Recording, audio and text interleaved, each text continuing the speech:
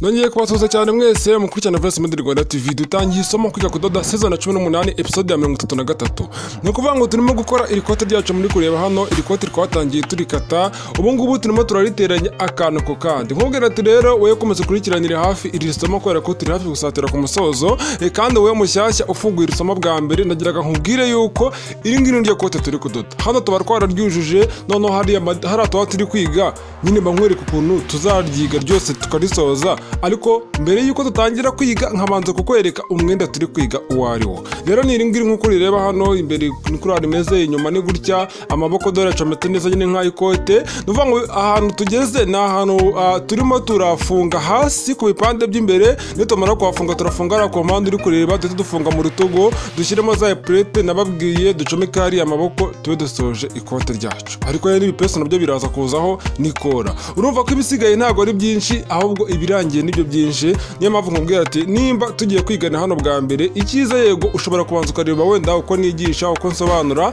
wabona ubishimye cyangwa se ubikunze ukajya kureba episode ya mbere. Ni ukuvuga ngo rero nta gutinda hano bankwereka incamake zagiye zitambuka. Hano nabigisha ukuntu bapima, ukuntu upima, ukuntu wandika ibipimo, n'ukuntu bigabanya, n'ukuntu uteranya amakutire, byose twarabyize. Si ibyo gusa nabigisha n'ukuntu bashushanya, nyine urabanza ugashushanya, ubanza ugafata umukasi ugakata, noneho wa mwenda wagiye ukatagura muri ya modeli ushaka, akaba ari ujya guteranya akantu ko kandi ukavamo wa mwenda nyine ushaka, nimba ari ikote ni ikote, nimba ari ikanzu ni ikanzu, nimba ari iribaya ni iribaya, cyangwa umwenda uwo ari wo wose ukavamo bitewe n'uko ubishaka. Ni ukuvuga ati hano kuba turimo turakata n'amadekupe, babwira ati dekupe bakata gutya nyine ugahengeka kuriya hariya. Ahangaha tujya mu bintu byo kudubura, ndababwira ati dubuza virizorine imeze gutya, ibiheri cyangwa se cyigore cyangwa se isanzwe, byose narabisobanuye. Nyuma yo kudubura tujya guteranya, ibi byose mwarabibonye. Ndabati bavuza dekupe gutya, bateranya gutya, kandi ugomba guteranya dekupe uturutse hasi n'itegeko. Ibi byose mwarabibonye. Si ibyo gusa, twagiye no gukora n'igipande cy'inyuma nacyo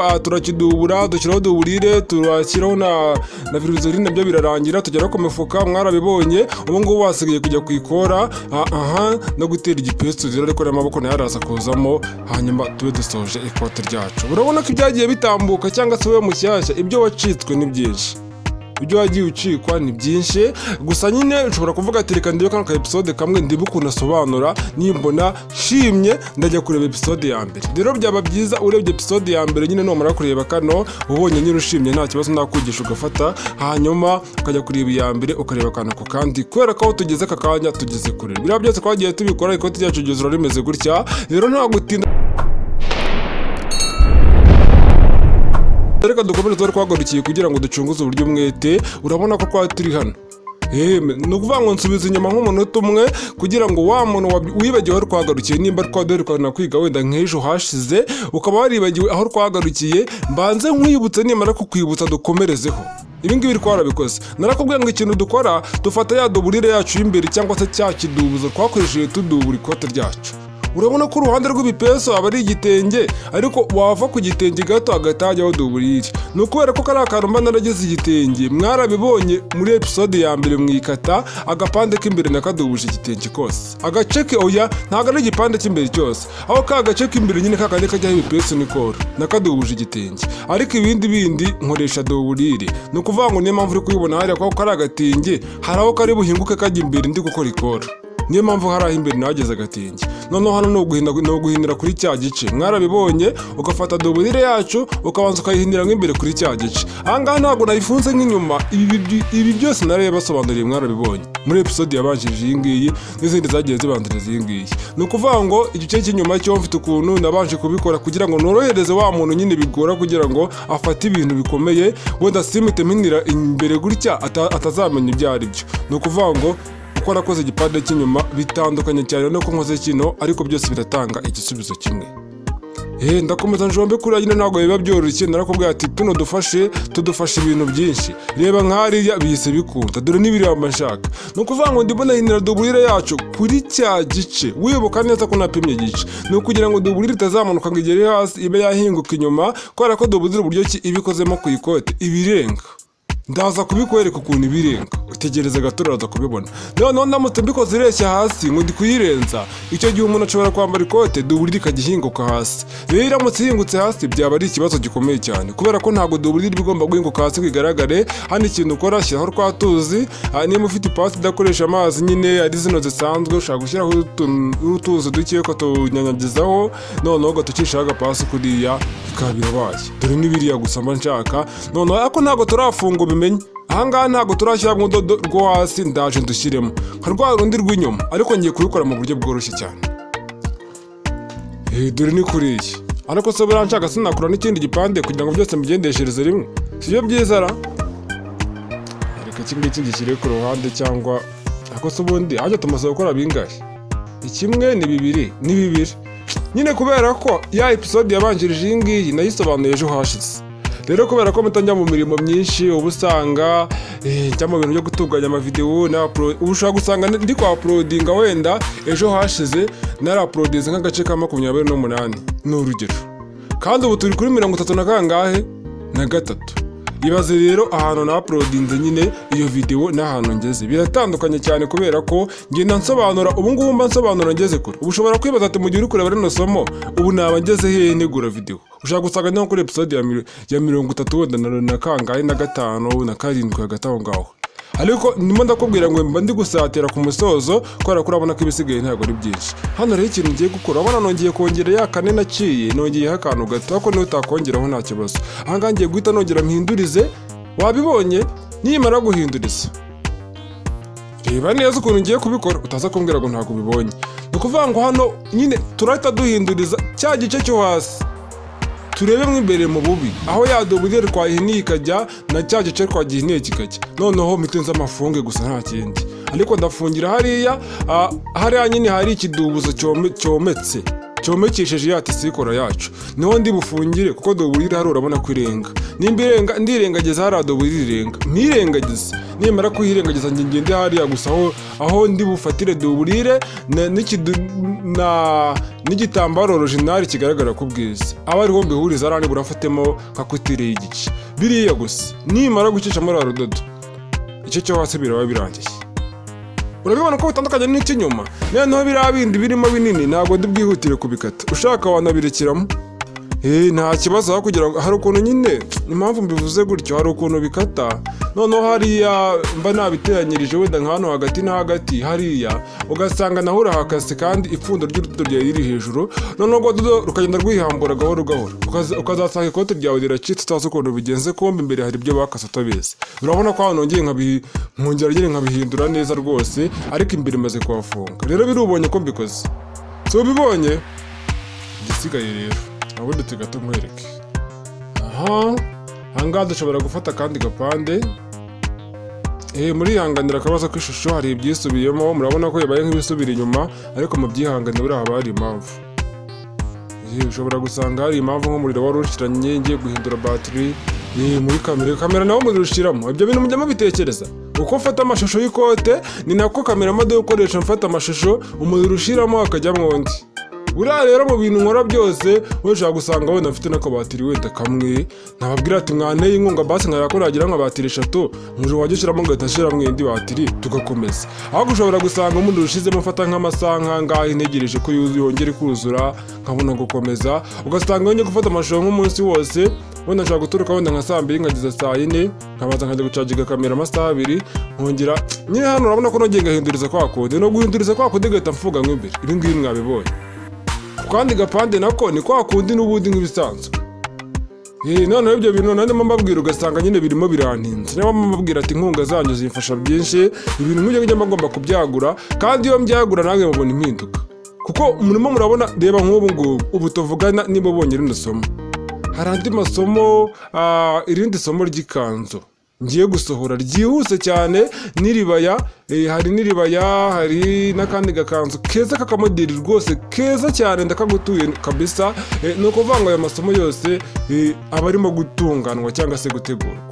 Rero ibaze nawe imirimo barimo kubakorera yose, nakubwira ngo inkunga yawe rwose ushobora kwigonga 1000, ariko abantu nk'igihumbi baramutse babikoze ya kamera, ahubwo nabonaho n'amabatiri menshi, noneho ibyo mwakibonera. Ariko ikibazo ni kimwe, abantu bose ntabwo bahuriza ku kintu kimwe, icyo gihe urumva nyine biragorana. Rimwe usanga reka tudafashe kwacu dukure niba maze gufunga hariya hasi, ikintu ndi bukore ndadukuramo, ariko hano hejuru niho hazajya ikora, hano hasi niho maze gukora mu kanya. Rero wibuka ko ku ruhande naciye 4, murabyibuka ko naciye 4. none itegereze hano neza. Rero ni ukuvuga ngo reba hano ukuntu bimeze, ngiye gufata wa mubare nahinnye hasi mbigumishe bihinnye. reba hano singuriya, wabibonye, mbigumishe bimeze kwa kundi kuriya, birebe neza. noneho nze hano mo imbere fata turiya tuntu tubiri nyine turambikanyeho turiya, ni ukuvuga ngo uri kubibona ko urambikoze. sinzi ukuntu nabisobanura. icya mbere ni uko uri kubibona, mbifate kuri abigihinnye kwa kundi, shyiremo akadodo. ariko urabona ko ngiye gushyiramo akadodo kuri kidubuzo gusa, ku bwiza ntago harimo. utaza kuvuga ngo kano kadodo ngafatikanyije ku kidubuzo no ku gipande cyo ku bwiza, ntago birimo. ni ukuvuga ngo hano kano kadodo nsizemo hano, reba karafata ku kidubuzo cyonyine, koko nyine hari ahantu nyine gisa n'ikihinnye, dore ni kuriya. ariko igipande cyo ku bwiza ntabwo ndabihuza hariya. ibi bintu ugomba kubimenya neza. noneho sasa ngiye guhita mpinduriza, nimara guhinduriza impite manura nk'urudodo bisanzwe rugere hasi. wabibonye, dore ibanga ni iri ngiri. ariko ku bipande by'inyuma umenye neza ko tutabikoze gutya. ku bipande by'inyuma hoho twahise ko ku mpande ntabwo twahafunze, twifungiye hasi gusa, ku mpande ntabwo tuhafunga kubera ko ku mpande hazacomeka ibindi bipande by'imbere. rero ahangaha ibi ni ibintu bishyashya. noneho bakatatse noneho ku gice cyo mu kwaha ho turaza kuhafunga gute ntituhahuze, nabyo ni ibindi bishyashya. niyo mpamvu mubwira ngo hano haraza nk'ibintu bishyashya byinshi, wowe icyo usabwa ategereza. noneho wabonye handi nahiniye hasi, dore aha ni hamwe hasi, hamwe cyagiye mpima ngo 1 n'igice akaba ariho minira, hariya niho hasi. noneho hano mbese aba ariho n'ubundi minira n'ubundi, kuko ugomba kumenya neza ko wahiniye hahandi hasi nyine, hahandi hanyaho. noneho ugahita nzamura nk'urudodo bisanzwe, nkaruzamura nkarugeza hamwe muri ya 4 nagarukiye nca. ibyiza ni uko narenga no muri ya 4 hejuru yaho gato, kubera ko iyo umuntu aca ugarukiye aho wagarukiye uca neza, umenye ko urudodo rwo hejuru ntabwo rupfunditse hariya, twararuciye. aho rwagarukiye ntabwo rwahapfunditse, bivuze ngo kuri ya 4 ushobora kurengaho gato basi ukegera hejuru ho gatoya, akaba ariho upfundikira kugira ngo bidacika. ibi bintu uri kubibona?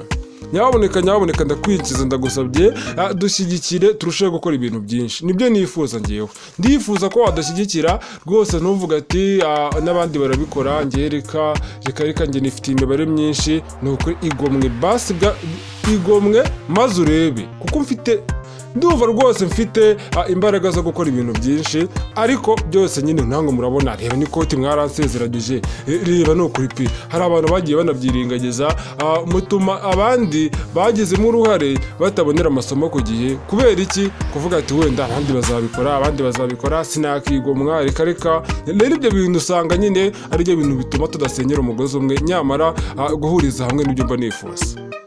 nibyo mba nifuza, kubera ko narababwiye ati reba wabonye ukuntu nabihinduye neza, urabihindura na kariya kaguni ugashyiramo akantu k'akuma ukabihindura, dore birangira bimeze kuriya. wabibonye? noneho ikoti rimwe imbere sasa. rero urabona ko imbere cya kidubuzo kiba kirengaho, hasi kiba kirengaho, ni ukuvuga ngo kiramba narengejeho. reka ninza gukuramo turadufasha uraza kubibona, kiramba narengejeho kuriya nyine biba byihinnye hariya hasi. nibyo usanga ikoti y'umuntu yambaye ikidubuzo kikaba cyaba gitoya cy'imbere, aho kugira ngo inyuma haze kuza kurekura kubera ko icy'imbere cyagufashe, ahubwo kino cy'imbere kirirekura kugira ngo iby'inyuma bikwegere. ibi bintu uri kubibona? wabonye ko hano ari ku ijosi, hano bamanza kukwereka ngo hariya ni ku ijosi, hano ni hasi, umenye ko ngiye hasi. kugira ngo umuntu amenye aho ngiye, utazatekereza ko wenda naba ngiye ku ijosi kandi atari ku ijosi ngiye. ibi bintu byose birasobanutse neza, wabibonye? nawe ngiye kubikora kwa kundi. nigure turiya tubiri gusa, nimara kurwegura aba ariho nshyiramo agafashi. ariko oya, ntabwo ari agafashi nako, aba ariho nshyiramo urudodo.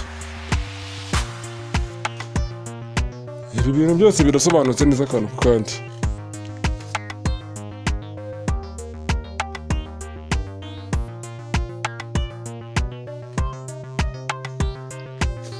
kariya kadodo kacu rero kakagendamo kuriya, ukazamuka gatoya nyine, ntabwo ugera kure, ni uko kugira gusa kariya karinda mbona nasize hasi, ngafatisha akadodo gusa, nta kindi mba ngamije hariya, ni biriya gusa. nkubwira ngo turi hafi gusatira ku musozo. urabona ko ibintu bisa n'ibikomeye byagiye birangira, ubu ngubu ibintu bisigaye rwose. nitumara guhuza mu mpande nibwo uri bubone ko dusatiriye umusozo.